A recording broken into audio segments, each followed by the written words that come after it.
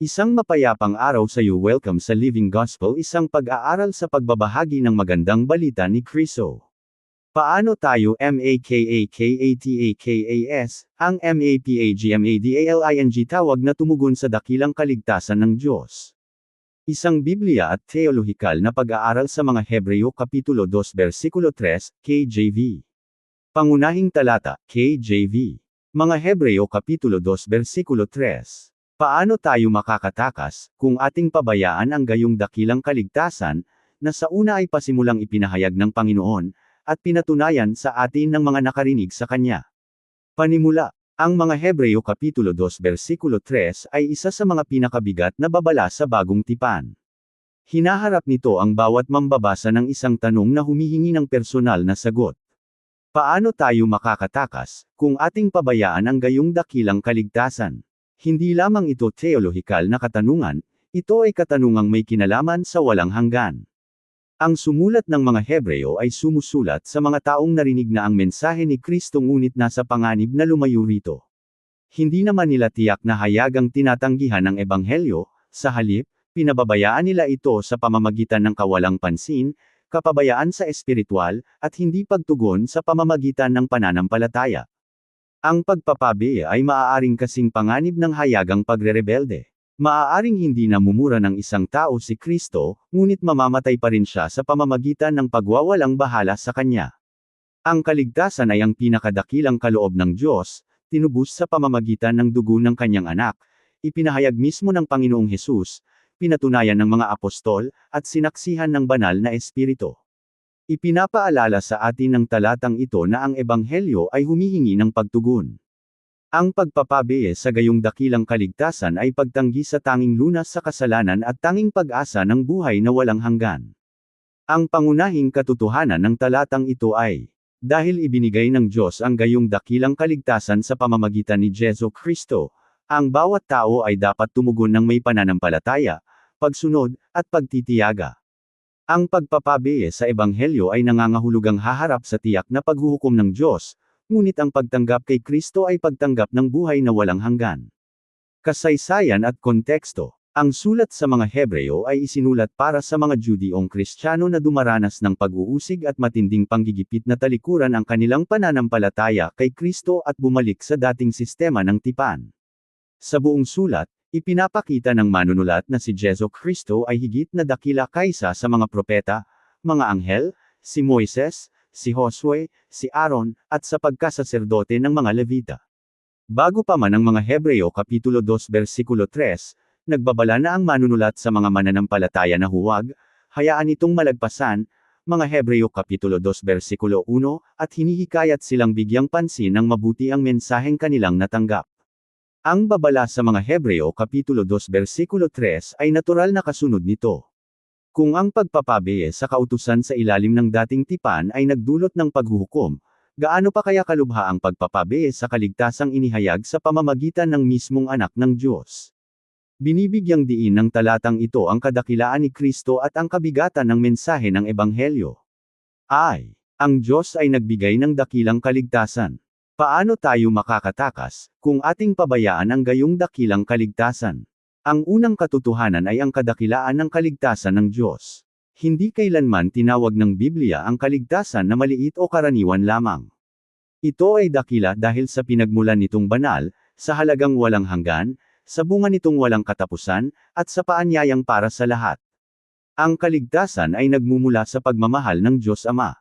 Ito ay natupad sa pamamagitan ng perpektong buhay, nagbabayad salang kamatayan, at nagwaging muling pagkabuhay ni Jesu Kristo. Ito ay ipinagkakalob sa mga mananampalataya ng banal na Espiritu sa pamamagitan ng pagsisisi at pananampalataya. Walang kakayahan ng anumang gawa ng tao na gawin ang nagawa ni Kristo sa krus. Ang kaligtasang ito ay nailigtas sa atin mula sa parusa, kapangyarihan, at sa huli ay mula sa presensya ng kasalanan. Pag-aaral ng salitang Griego, soteria, kaligtasan. Ang salitang Griegong soteria ay nangangahulugang pagliligtas, pag-aahon, pag-iingat, ganap na kaligtasan. Sa kasulatan, ang kaligtasan ay kinabibilangan ng pagpapatawad sa mga kasalanan, pagpapawalang sala sa harap ng Diyos, Pag-aampon sa pamilya ng Diyos. Pagbabagong buhay ng banal na espiritu. Patuloy na pagpapabanal habang namumuhay. Luwalhatiin sa hinaharap kapag bumalik na si Kristo. Kaya tinawag ito ng manunulat na, gayong dakilang kaligtasan.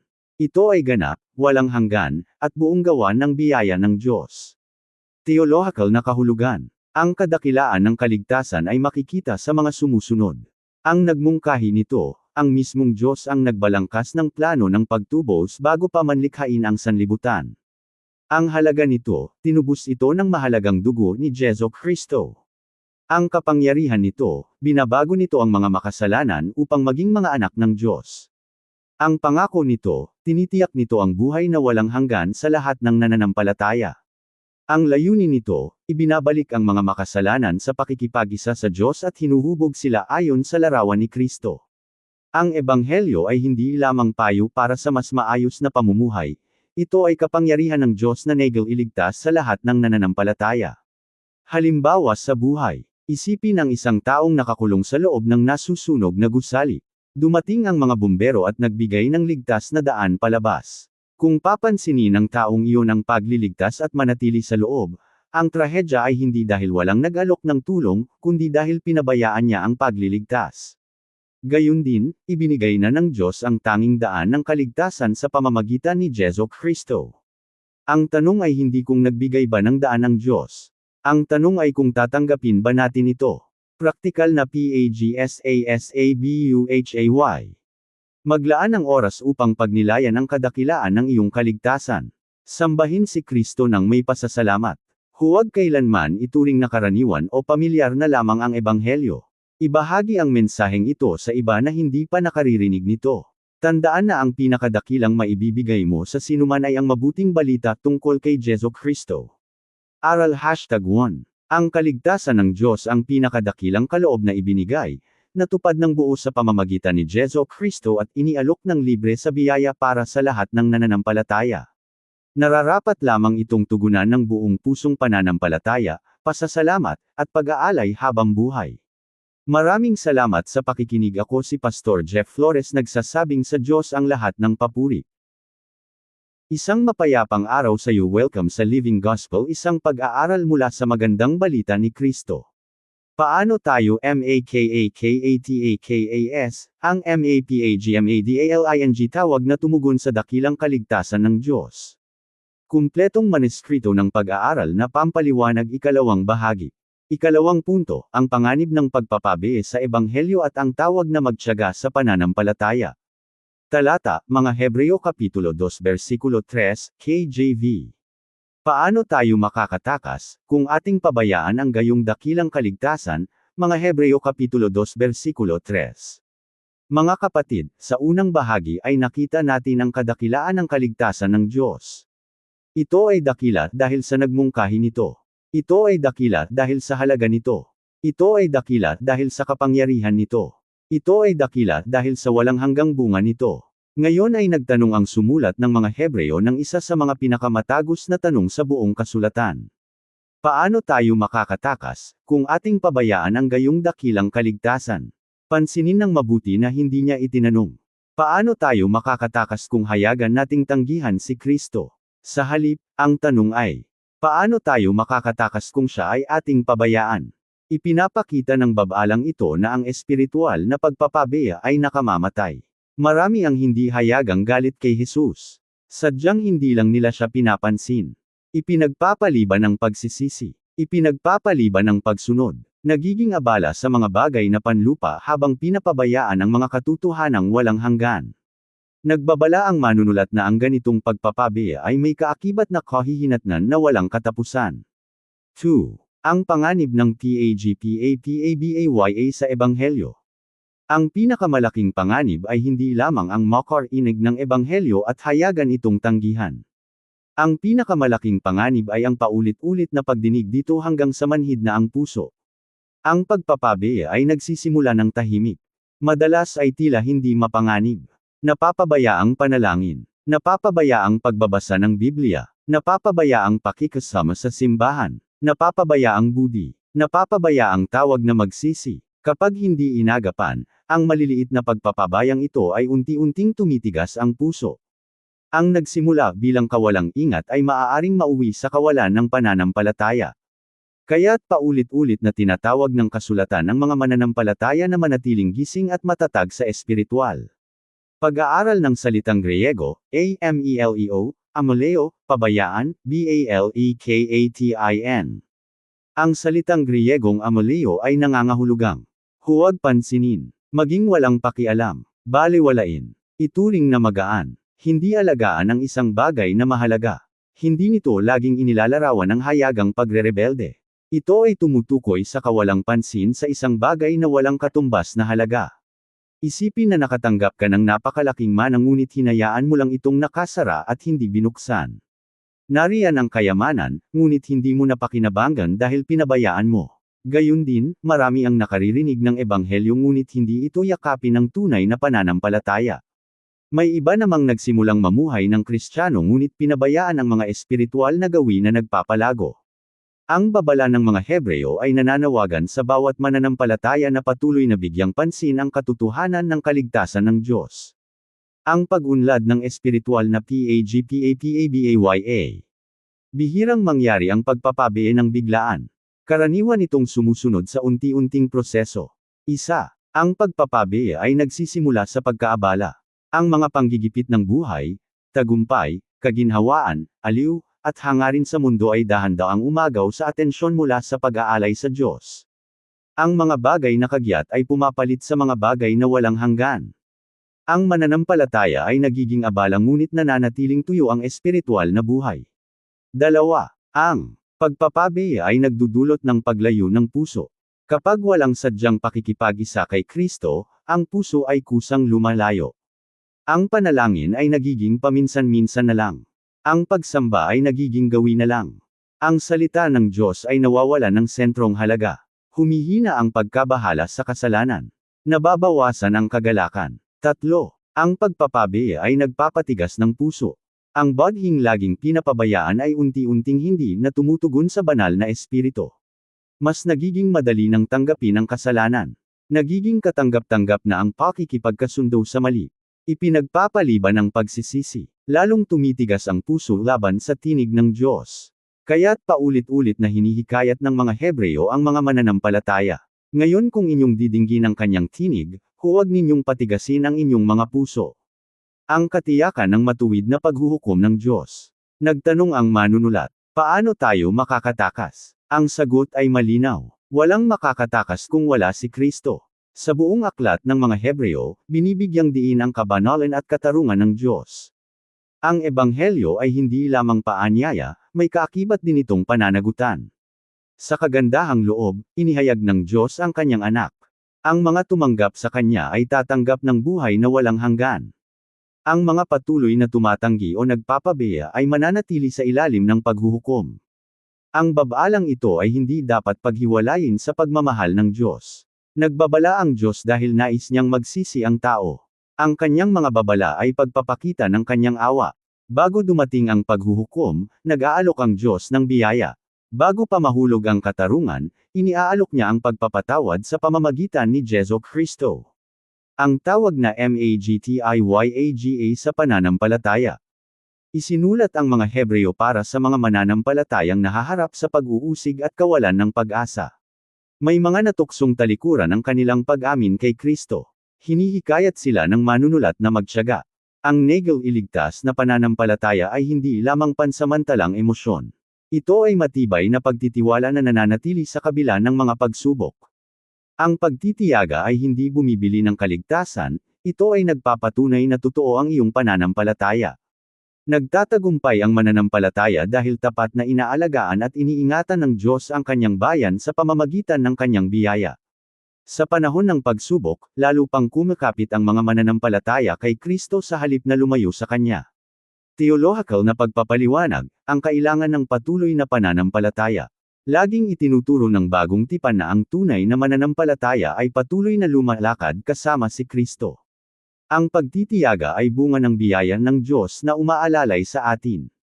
Pinapatibay ng banal na espiritu ang mga mananampalataya sa pamamagitan ng salita ng Diyos. Panalangin, pakikasama sa simbahan, pagsamba, mga sakramento, tapat na pangangaral, araw-araw na pagsunod. Hindi nilayon ng Diyos na maglakad ng mag-isa ang mananampalataya. Ibinigay niya ang lokal na simbahan bilang pamayanan kung saan nagpapatibayan ang isa't isa na manatiling tapat hanggang sa pagbabalik ni Kristo. Halimbawa sa pangaral, ang hardeng pinabayaan. Isipin ang isang magandang hardin. Hindi ito tumubo ng damo at gusot sa loob lang ng isang araw. Tumigil lang ang may-ari sa pag-aalaga rito. Unti-unting napalitan ng damo ang mga bulaklak. Natuyo ang lupa. Nawala ang mga bunga. Ang problema ay hindi sadyang pagkasira, ito ay pagpapabe. Gayun din, ang buhay Kristiyano ay kailangang patuloy na alagaan. Ang panalangin, pagbabasa ng kasulatan, pagsamba, pagsunod, at pakikasama ay mga paraan kung paano tayo pinatibay ng Diyos. Kapag walang sadyang pag-aalaga, ang puso ay unti-unting lumalayo. Halimbawa sa pangaral, ang bangka ng PAGLILIGTAS. Ang barkong tagapagligtas ay nagpadala ng bangka upang isalba ang mga taong naanod sa laot. Tinawag sila ng kapitan na sumakay. May mga nag-aalinlangan, may mga nagpapaliban, may mga nag-aakalang marami pa silang oras. Ngunit lalong lumakas ang bagyo. Ang panganib ay hindi dahil walang nag-alok ng tulong, kundi dahil pinabayaan ang tulong na nariyan na. Si Kristo ang perpektong pagliligtas ng Diyos para sa mga makasalanan. Ngayon na ang araw upang lumapit sa Kanya. Praktikal na PAGSASABUHAY. Para sa mga individual na mananampalataya, suriin ng tapat ang iyong espiritual na buhay. Napabayan mo na ba ang panalangin? Nanlamig na ba ang iyong pagmamahal sa salita ng Diyos? Nagpaligaw ka na ba ng pansin sa mga bagay na panandalian lang? Bumalik sa Panginoon ng buong puso. Buhayin muli ang mga gawin na naglalapit sa iyo kay Kristo. Para sa mga pamilya, mga magulang, ingatan ang inyong tahanan laban sa espiritual na pagpapabe. Maglaan ng oras para sa panalangin ng pamilya. Magbasa ng kasulatan ng sabay-sabay. Madalas pag-usapan ang biyaya ng Diyos. Ituro sa mga anak na ang pagsunod kay Kristo ay hindi lamang gawain tuwing linggo kundi pamumuhay araw-araw. Ang tahanang nakasentro kay Kristo ay nagiging lugar kung saan lumalago at tumitibay ang pananampalataya. Para sa mga kabataan, laging nakikipagkumpetensya ang mundo para sa iyong atensyon. Ang social media, libangan, tagumpay, at kasikatan ay maaaring tahimik na umagaw sa pagmamahal kay Kristo. Huwag pabayaan ang iyong ugnayan sa Diyos. Habang bata pa, hubugin na ang gawin ng panalangin, pag-aaral ng Biblia, pagsamba, at pakikasama sa kapwa mananampalataya. Ang matibay na pundasyong espiritual ay magiging sandigan mo habang buhay. Para sa mga pinuno ng simbahan, pastulan ng tapat ang bayan ng Diyos. Magbabala laban sa pagiging kampante ng may katotohanan at habag. Ipangaral ng malinaw ang ebanghelyo. Magsanay ng mga alagad ng may pagtitiyaga. Hikayatin ang regular na pagsamba, pagtuturo ng salita, panalangin, at pananagutan sa isa't isa. Ang malusog na simbahan ay kinikilala ng pagtitiyaga, hindi lang ng pagpapahayag ng pananampalataya. Sandali ng pag-aaral. Mga kapatid, ang pinakamalaking trahedya ay hindi dahil hindi nagbigay ng kaligtasan ang Diyos. Ang pinakamalaking trahedya ay ang pagpapabe ng tao sa kaligtasang ibinigay na niya sa pamamagitan ng kanyang anak. Huwag ipagpaliban ang pagsisisi. Huwag ipagpaliban ang pagsunod. Huwag hayaang ang pagiging pamilyar sa ebanghelyo ay alisin ang pagkamangha at pagpapahalaga rito. Ituring na pinakamahalaga si Kristo higit sa lahat ng bagay sa lupa. Manatiling matatag sa pananampalataya. Kumapit ng mahigpit sa pag-asa ng ebanghelyo. Sapagkat walang ibang kanlungan kundi si Jesu Kristo. Amen. Maraming salamat sa pakikinig. Ako si Pastor Jeff Flores, nagsasabing sa Diyos ang lahat ng papuri. Isang mapayapang araw sa iyo. Welcome sa Living Gospel, isang pag-aaral mula sa magandang balita ni Kristo. Paano tayo MAKAKATAKAS, ang MAPAGMADALING tawag na tumugon sa dakilang kaligtasan ng Diyos? Kumpletong maneskrito ng pag-aaral na pampaliwanag. Ikatlong bahagi. Ikatlong punto, ang mapagkakatiwalaang saksi ng Ebanghelyo at ang ating pananagutang tumugon. Talata, mga Hebreo Kapitulo 2 versikulo 3 hanggang 4, KJV. Na sa una ay pasimulang ipinahayag ng Panginoon, at pinatunayan sa atin ng mga nakarinig sa Kanya, na sumasaksi rin ang Diyos na kasama nila, sa pamamagitan ng mga tanda at mga kababalaghan, at sa pamamagitan ng iba't ibang himala, at ng mga kaloob ng banal na espiritu, ayon sa kanyang sariling kalooban, mga Hebreo Kapitulo 2 versikulo 3 hanggang 4, KJV. Mga kapatid, dalawang pundasyong katotohanan na ang ating natutunan mula sa mga Hebreo Kapitulo 2. Una, nagbigay ang Diyos ng gayong dakilang kaligtasan sa pamamagitan ng kanyang anak na si Jesu Kristo. Pangalawa, nagbabala ang manunulat na huwag nating pabayaan ang kaloob na walang katumbas na halaga. Ngayon ay darating na tayo sa huling katotohanan. Ang Ebanghelyo ay hindi nakabatay sa mga alamat, haka-haka, o imahinasyon ng tao. Ito ay mensahe mismo ng Diyos. Ipinahayag ito mismo ni Jesu Kristo, pinatunayan ng kanyang mga apostol, at kinumpirma ng Diyos sa pamamagitan ng makapangyarihang mga gawa at paglilingkod ng banal na espiritu. Dahil totoo ang Ebanghelyo, ang bawat tao ay may pananagutang tumugon dito. 3. Ang mapagkakatiwalaang saksi ng Ebanghelyo at ang ating PANANAGUTANG tumugon. Sinabi ng manunulat na ang kaligtasan ay, sa una ay pasimulang ipinahayag ng Panginoon. Ang Kristyanismo ay nagsisimula kay Jesus. Hindi siya lamang tagapaghatid ng balita, siya ang mismong mensahe. Ang Ebanghelyo ay nakasentro sa kanyang buhay, kamatayan, muling pagkabuhay, pag-akyat sa langit, at pangakong pagbabalik. Lahat ng kailangan para sa kaligtasan ay naipahayag na kay Kristo. Si Kristo, ang unang nagpahayag ng Ebanghelyo. Ipinang-aral ni Jesus ang kaharian ng Diyos, pagsisisi, pagpapatawad ng mga kasalanan, pananampalataya sa kanyang sarili, buhay na walang hanggan. Ang kanyang mga salita ay may awtoridad mula sa Diyos dahil siya ang walang hanggang anak ng Diyos. Nang magsalita si Jesus, ang langit ang nagsasalita. Ang pagtanggap sa kanyang mensahe ay pagtanggap sa Diyos. Ang pagtanggi sa kanyang mensahe ay pagtanggi sa Diyos. Kaya't ang Ebanghelyo ay humihingi ng personal na desisyon, hindi maaaring manatiling walang kinikilingan. Pinatunayan ng mga apostol ang mensahe. Ipinagpatuloy ng manunulat. At pinatunayan sa atin ng mga nakarinig sa kanya. Ang mga apostol ay mga saksi mismo ni Kristo. Sila ay kasama niya sa paglalakbay. Narinig nila ang kanyang mga turo. Nakita nila ang kanyang mga himala. Nasaksihan nila ang kanyang pagkapako sa krus. Nakatagpo nila ang muling nabuhay na Panginoon. Ang kanilang patuto ay hindi hango sa sabi-sabi kundi sa sariling karanasan. Sa gabay ng banal na espiritu, tapat nilang ipinahayag at isinulat ang Ebanghelyo na ipinasa hanggang sa simbahan ngayon. Dahil sa kanilang tapat na pagpapatutuo, hawak natin ngayon ang kasulatang mapagkakatiwalaan. SUMAKSI ang Diyos sa pamamagitan ng mga tanda at kababalaghan. Ipinapaalala sa atin ng mga Hebreo Kapitulo 2 versikulo 4 na ang mismong Diyos ang nagkumpirma sa mensahe ng mga apostol. Ang mga himalang ginawa ni Kristo at ng kanyang mga tagasunod ay hindi lamang pagpapakita ng kapangyarihan, ang mga ito ay mga tanda na tumuturo sa katotohanan ng Ebanghelyo. Ipinakita ng mga tanda na ito ang awtoridad ni Kristo sa kalikasan, awtoridad niya sa mga sakit, awtoridad niya sa mga demonyo, awtoridad niya sa kasalanan, awtoridad niya sa kamatayan. Pinagtibay ng mga himala na si Jesus ang ipinangakong Mesiyas at anak ng Diyos. Ang pinakadakilang patunay sa lahat ay ang muling pagkabuhay ni Kristo mula sa mga patay. Ang bakanteng libingan ang pundasyon ng ating pag-asa. Dahil buhay si Kristo, ang Ebanghelyo ay nananatiling buhay na kapangyarihan ng Diyos para sa kaligtasan. Ang banal na espiritu ay patuloy na SUMASAKSI. Binanggit din ang tungkol sa mga kaloob ng banal na espiritu, ayon sa kanyang sariling kalooban.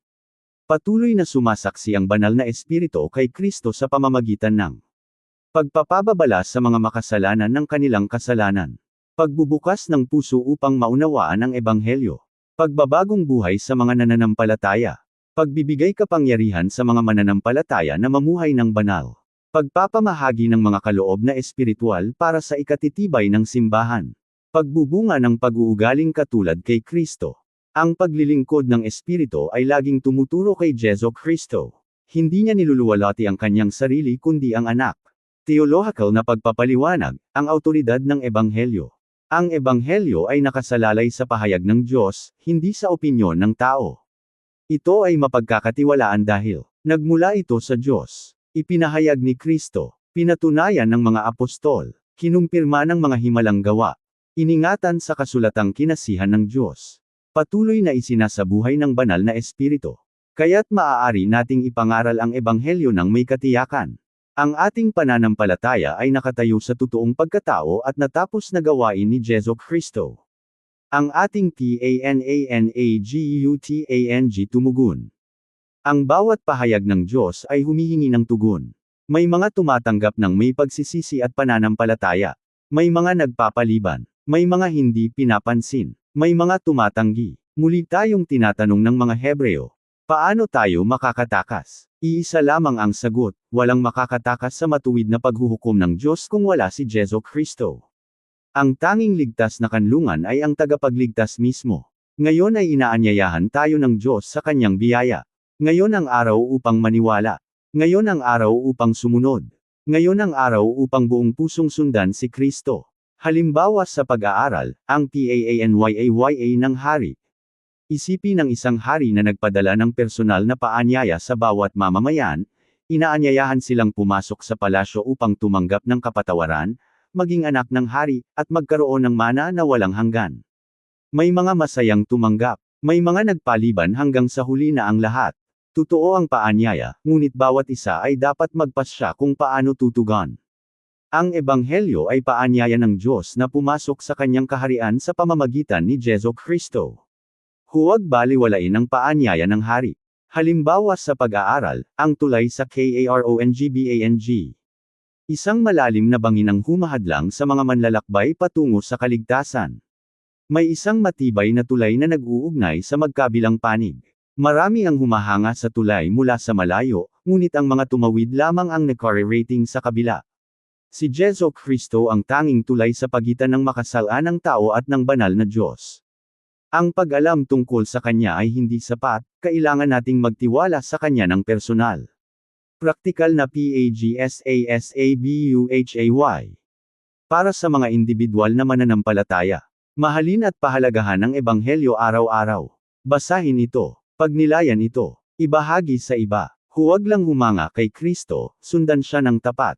Hayaan mong hubugin ng ebanghelyo ang iyong pag-uugali, desisyon, pakikipagkapwa, at mga prioridad. Para sa mga pamilya, itayo ang inyong tahanan sa katotohanan ng salita ng Diyos. Ituro madalas ang ebanghelyo sa mga anak.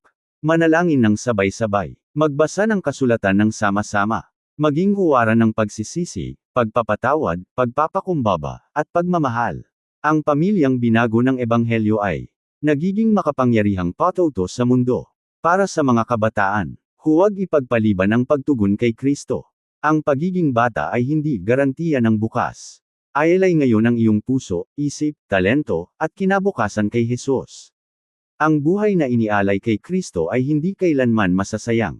Para sa mga pinuno ng simbahan, ipangaral si Kristo ng tapat. Ingatan ang kadalisayan ng ebanghelyo. Sangkapin ng mga mananampalataya na maunawaan at ipagtanggol ang pananampalataya. Mamuno ng may pagpapakumbaba at pag-asa sa banal na espiritu. Huwag na huwag papalitan ang ebanghelyo ng libangan, kasikatan, o pilosopiya ng mundo. Ang pinakadakilang mensahe ng simbahan ay mananatiling si Jesu Kristo na namatay, muling nabuhay, at parating na muli. Sandali ng pag-aaral. Mga kapatid, tumanggap tayo ng kayamanang walang katumbas. Ipinagkatiwala sa atin ang ebanghelyo. Huwag natin itong ituring na magaan lamang. Ipahayag natin ito ng matapang. Ituro ng tapat. Isabuhay ng tuloy-tuloy. Ipagtanggol ng may katapangan. Ipaabot sa susunod na salinlahi. Sapagkat walang mas dakilang mensahe pa kaysa sa balita tungkol kay Jesu Kristo. Buod. Sa pagtatapos ng pag-aaral natin sa mga Hebreo Kapitulo 2 versikulo 3 hanggang 4, alalahanin ang tatlong pundasyong katotohanan. Isa, nagbigay ang Diyos ng gayong dakilang kaligtasan. Ang kaligtasan ay buong gawa ng biyaya ng Diyos na natupad sa pamamagitan ni Jesu Kristo. Walang maihahambing sa kadakilaan nito. Ito ay iniaalok ng libre sa bawat nananampalataya.